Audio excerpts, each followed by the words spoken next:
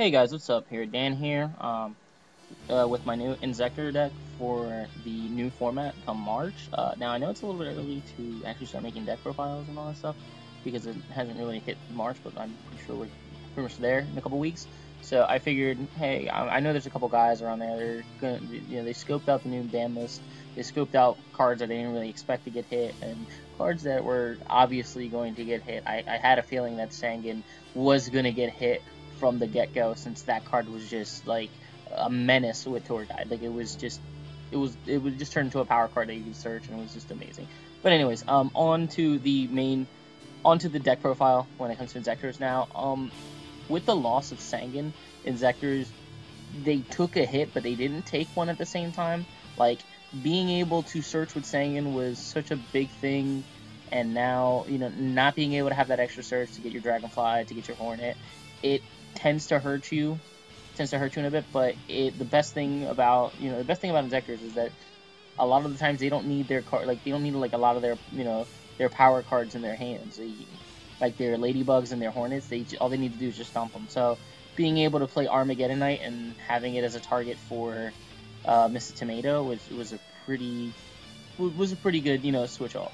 I mean, you didn't get hurt, but at the same time, there's also downsides to it, which I wasn't really too much of a fan of. But it is what it is. So onto the deck profile. All right, I'm gonna keep it basic here. We're gonna run Dragonfly. All the basic engines: Dragonfly, Hornet, the 3 Centipede, the 3 Ladybug, the 1 Gigamantis. Now, just the 9 Inzektor targets, because that's all we really need. A lot of people, they're fans of playing Hopper in the deck and all that fun stuff. I'm not too crazy about Hopper. It's just like, it's not that it's a bad card. It's just like he just doesn't really serve too much of a purpose for what you're really doing, essentially, in Inzektors. I mean, if you're playing Insect Imitation or Heart of Clearwater, I can maybe see some play, because I'm pretty sure come next format, Inzektor is going to be really good. So on average, we're probably going to be seeing the Insect Imitation build, or we're going to be seeing a lot of the Heart of the Clearwater builds, so that we can just essentially just keep plussing. But for this build, I thought I could throw a bit of a twist. I mean, obviously, we're running all the Inzektor engines. You're running one Armageddonite. It's, like I said, it's just your Sangan, your makeshift Sangan for Tomato, extra Tomato target, all that fun stuff. You're running the basics, Dark Arm Dragon, the two card troopers, and like Tomato, all that stuff. Now, right now, my little twist to Inzektors is the 3 Guaiba.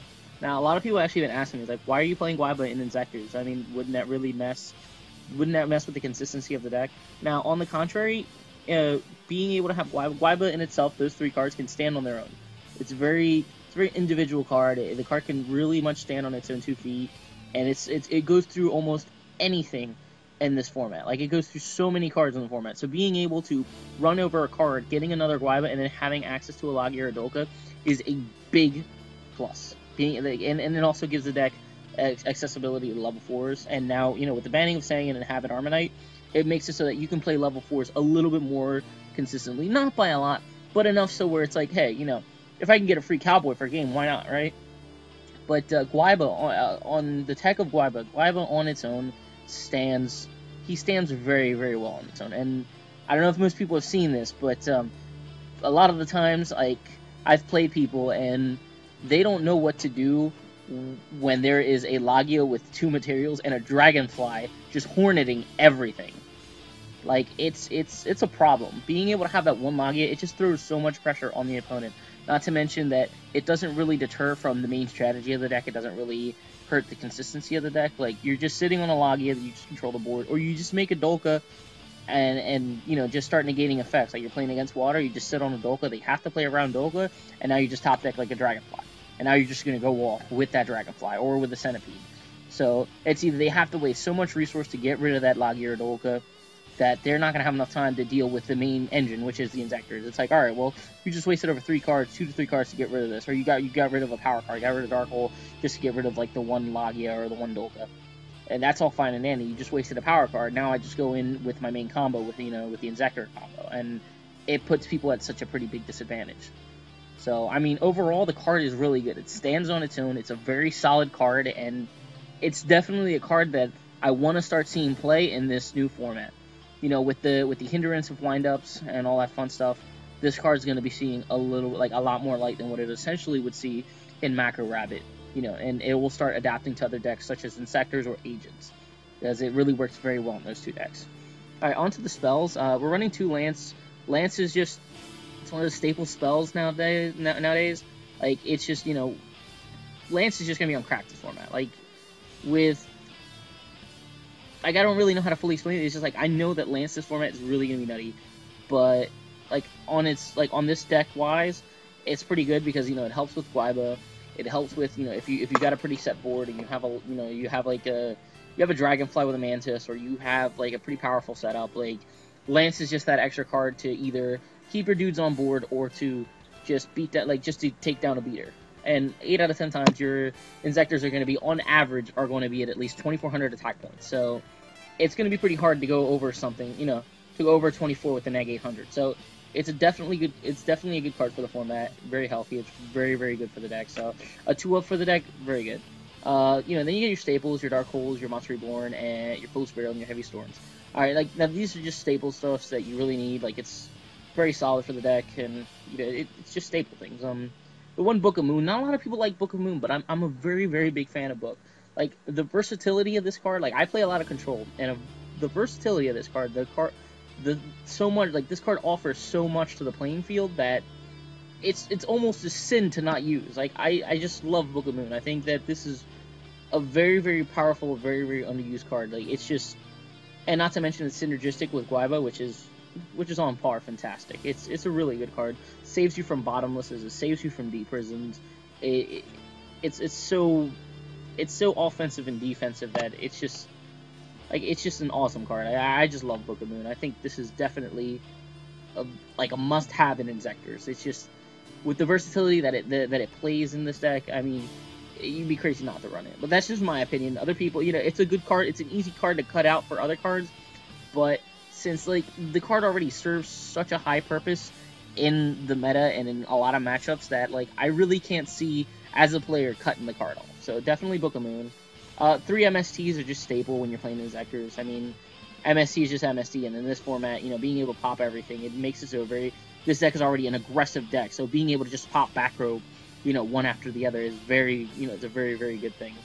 Then you have your 2 dualities for consistencies. I'm not playing Allure, because like I said, I'm playing the Guaiba, and, it can kind of fluctuate with your darks in your hand, and a lot of the times you don't really need it, because the deck's already going to be going at such a fast pace that you don't even need that Allure. So it's just a card that could be cut off.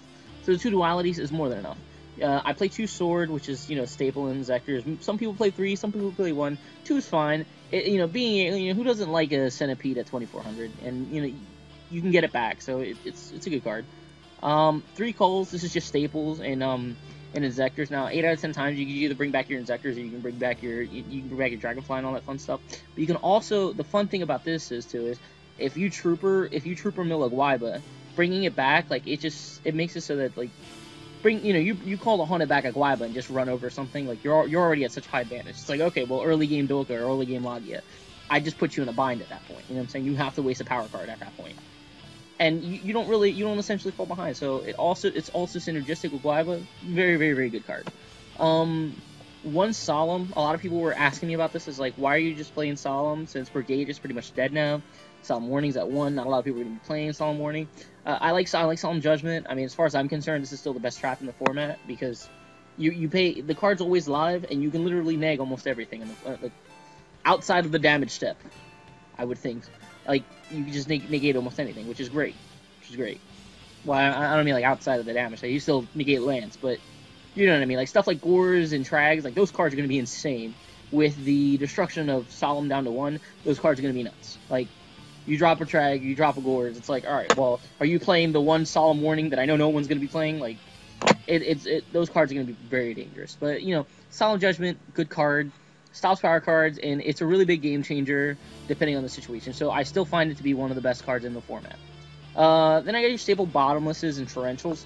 Now, with the release of Fire Kings and all that stuff, I mean, I know Torrential's really going to be a bad card to be played, and now that I don't want to say windups are dead, but they're not going to be as explosive as it was last format, because I've already been seeing a couple builds going out of windups post-format, where they're running the where they're running the XYZ malfunction and they're running the Warriors and the Grand Soils and all that stuff, which is a pretty good deck. I mean, it still has its consistency and it still has what it needs to pretty much be a tier 1 deck. It's just, it's not as explosive. Having Magician down to 1, it kind of hurts the deck, and banning Tugboat, it's a pretty big thing.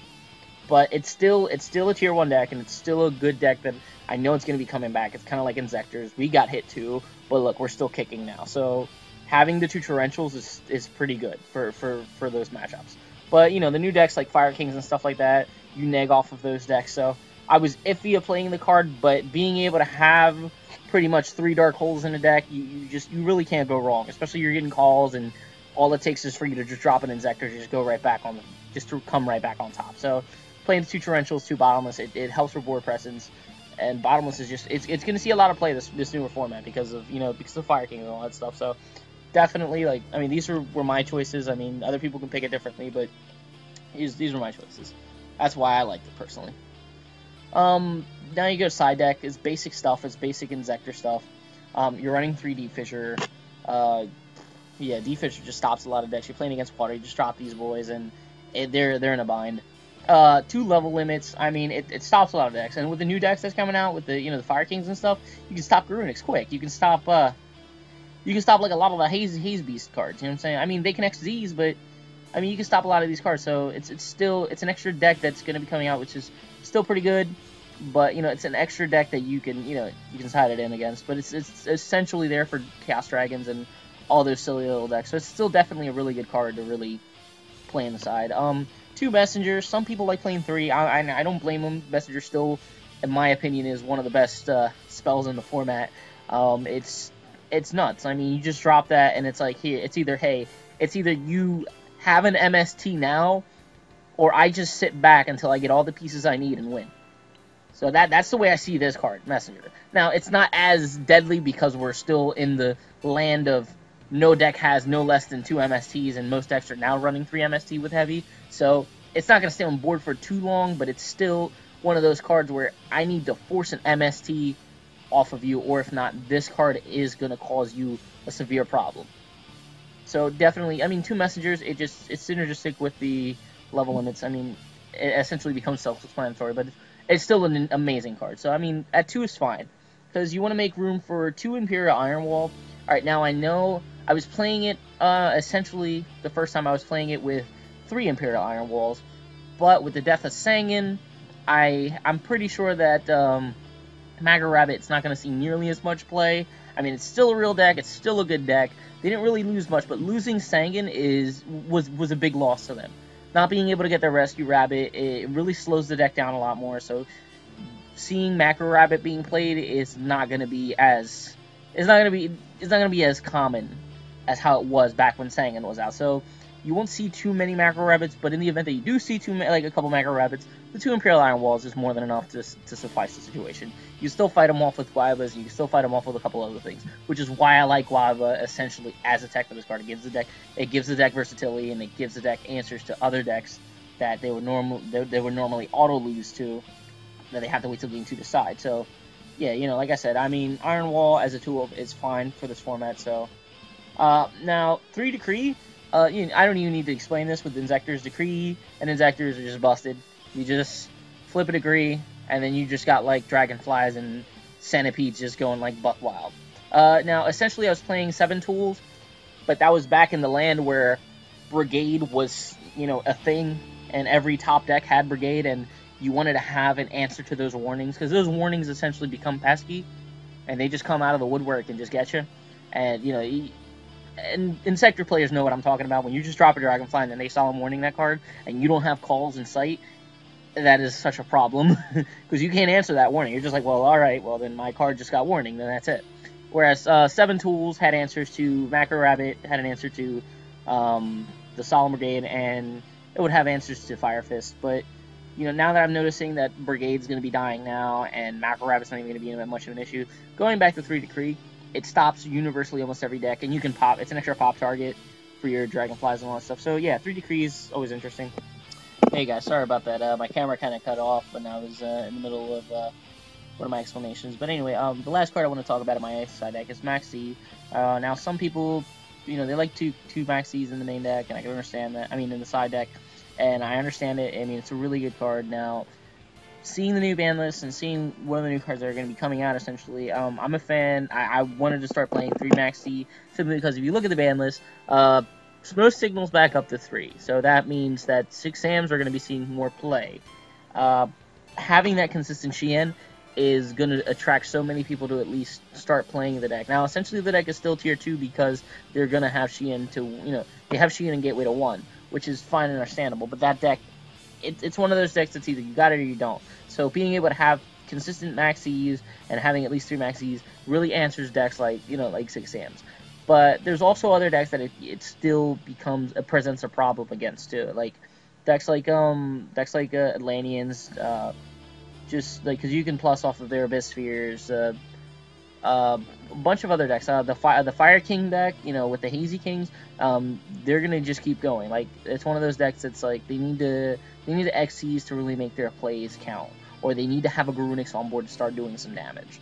But you'll obviously have answers prior to that. But still, the Maxis, having the consistent Maxis really hurts a lot of those main decks. So definitely Maxi is going to be seeing a little bit more play than what we'll essentially see. I mean, even though in windups it was the main killer for windups, but playing the 3 Maxi, I just like it. Just being able to have an answer to those crazy sacky decks. So I mean, 3 Maxi, personal opinion. All right, now I'm going to go talk to about the extra deck, which is I mean, it's most of it is staple stuff with a couple twists, but I mean, it's essentially all staple things. I'm going to talk about tier. It's just staple level 5s. You get your Tyrus, you get your Adrius. I play 2 Stag. All right, now the reason why I play 2 Stag, this card, you go into it very, very consistently. Like, this is your main answer to, like, a lot of cards that either cannot be destroyed or just, it's grave control. It's grave or board control. Like, you just drop a Stag, and you can take an opponent's Hornet, and you can stop their plays. Or you can take a critical card. You can take a Grapha from a grave. You can take Megalos, or you can disrupt certain elemental lord plays. Like, if someone's going to make a Mullen Glacia play next turn, you just drop a Stag and take, like, their dead Megalo. Or you take, like, another dead card where it's like, crap, I got enough to maybe dump 1 more water type, but not enough to, dump 2 more. Like, now this is going to put me behind on certain Mullen Glacia plays or other things like that. It's a very controllable card, and it's like it can be a big beat stick real quick. It's a level 5, so it's a target for Gaia Thundercharger, but most importantly, it's an Inzektor, meaning that it's a target for Sword, and it's a target for Gigamantis, so this thing can get real big real quick. And worst case scenario, if this thing dies, you're either going to get the Dragonfly that you're going to use, because 8 out of 10 times when you're making this card, you're going to have Dragonfly on board. So when this dies and Sword falls off, you just get your Dragonfly back, and either you go into the second Exostag, or you can just go to a different combo. But Exostag is a very good card, and it's been doing nothing but serve me very, very well. So definitely, I would recommend 2. Some people can play 1. I'm not saying you can't, but I personally like playing 2 because this is a card that it sees play in my board consistently, and it's a very big game changer. Your other level 5, Crimson Shadow Armor. Now, that's another good card too because, as stated before, Exostag needs a target for it. Like, it needs a viable target to detach to take something. Whereas there's just certain plays where it's just like, all right, well, I'm going to make a Dragonfly, get a Centipede, search, make them both level 5, and then I just want to detach real quick so that I can call Hunt the Dragonfly and start causing more havoc. That's a good card for it. It's 2400, it's a beat stick, and it's with a quick effect that it can't essentially die for a turn. So this card can really cause some damage, and it's a pretty good card. It's not bad. Not to mention if it falls out of materials, you just drop a guy on it, and it's like problem solved. Next card, we got your basic level 4s. We got your Maestro, and we got your Cowboy. Now, I'm not playing Black Ship because I essentially don't have the room, and I go into level 5s and I go into level 3s more than I go into level 4s. It's a rare occasion that I go into level 4s, and the only thing that's going to give me access to level 4s is the Guibos that I stated earlier. So, like I was saying, I mean, you just want to keep the bare essentials when it comes to level 4s. I think Maestro, Cowboy, and, the other 2 level 4s, which I'll be getting into pretty soon, are more essential than anything else. But onto level 3s, we have your Leviair, we have your Leviathan, we have Acid Golem. Acid Golem is really good with Inzektors. Obviously, you can pop it. It's a 3k beat stick. and it could just become an issue to a lot of decks. So I mean, definitely an Acid Golem, very good card. Temp Tempo, if there's like a card with materials that is just causing all kinds of hell that you can't really deal with, you know, Temp Tempo is pretty much self-explanatory. Very good card, quick effect, interesting, good card. You have your Send main, which is staple level 3. I mean, you know, you don't really need an explanation for that mains. Alright, and then your other level 4s, obviously, you're playing your Dolka, and you're playing your Lagia, which is the purpose of playing Guaiba in this deck to begin with. Now, having this engine in your deck gives your deck more versatility than your average Inzektor deck. Now, the new decks that are going to be coming out, obviously, are going to be the Heart of the Clear Waters, the Insect Imitation, and all that fun stuff, which will essentially be pretty fast, but you're going to have answers ahead of time for those decks. And being able to drop a Dolka against an Inzektor player, it puts them in a really tough spot. They have to waste a Dark Hole. They have to waste something to get rid of this Dolka. And you're obviously going to have a sense of back row to either protect the card enough to where they can't get rid of it, or if they get rid of it, you can come back and recapitalize with your Inzektor play. So, yeah. Alright guys, that's pretty much the long-ass explanation that I like to call a deck profile for Inzektors, but I thought a lot of these cards should really be touched up on, and I like to give my viewers some detail so that they can kind of get an idea as to what I'm talking about and why would I want to pick these cards. But overall, this is the deck, pretty much. I mean, if you guys like it, I mean, be sure to comment below, let us know. I mean, you know, Team Geigus Gaming, I mean, we can't do these videos without you. I mean, we like doing this for the community. We want to help the community as best as possible, and we like to play a bunch of fun decks, but we also are in tune with the meta. We understand how the meta works, and we want to give the average player either a fighting chance while being creative. Because I know that in this current format, and then in the next format we're going to be coming up in, creativity is kind of hard to come by. You know, having a little bit of creativity while using a meta deck, it's not really common, considering it's like, oh, if I'm going to go to a bigger tournament, I don't want to really divulge from my main engine, because a lot of decks either can't support it, or not a lot of people have really taken the time to come up with it. But, you know, like, it pays off at the end of the day, because, I mean, you know, having a little tech like Guaiba or something like that, something that differs different from, like, you know, the common things that we see in everyday play, really gives you that extra edge against opponents, because it either throws the opponent off, or they just don't have enough time to really deal with a card like that. And by the time they realize what you're up to, it's too late. So, you know, like I said, we do these videos for you guys, so, I mean, be sure to, you know, comment, rate, subscribe. I mean, get involved. Let us know. I mean, send us messages. We love to listen to, we listen to every one of our subscribers. We listen to every comment. I mean, this is what we love to do, so definitely be sure to let us know. We're always involved. We're always in tune. So, I mean, send us up with a message, and if you want to see any deck requests, any deck profiles, you want to see new tech ideas, you want to see some more deck discussions, some more duels, some commentaries, let us know, and we'll jump on that. Just be sure to be in tune and be inactive. So, like I said, I mean, this is Dan from Team Geigus Gaming signing out. I hope you guys enjoy my Inzektor deck build, and I can't wait to see what you guys are thinking in comment-wise, alright? So take it easy, you guys. Bye.